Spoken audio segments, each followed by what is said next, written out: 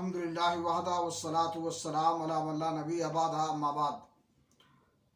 नाज़रीन कराम, दूसरी सीरत में आज के दर्स का उन्वान है हुज्जाज को रोकने के लिए मजलिस शूरा कुरैश वलीद बिन मुगीरा के पास इकट्ठे हुए ये तजवीज़ पेश करने के लिए कि लोगों को किस तरह से आपकी बात सुनने से रोका जाए। चुनांचे इस सिलसिले में बहुत सी तजावीज़ पेश की गई। उनमें से कुछ लोगों ने कहा कि हम आपको शायर कहेंगे।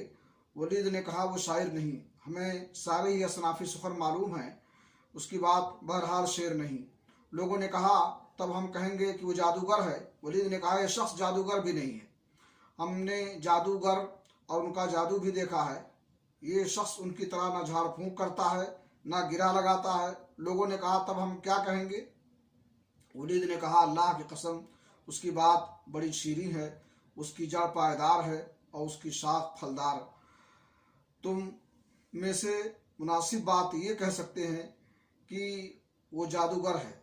उसने ऐसा कलाम पेश किया है जो जादू है, इससे बेटे भाई भाई शौहर बीवी और कुंबे कबीले में फूट पड़ जाती है। बिलाखिर लोग इसी तजवीज़ पर मुत्तफिक हुए और वहाँ से रुखसत हो गए।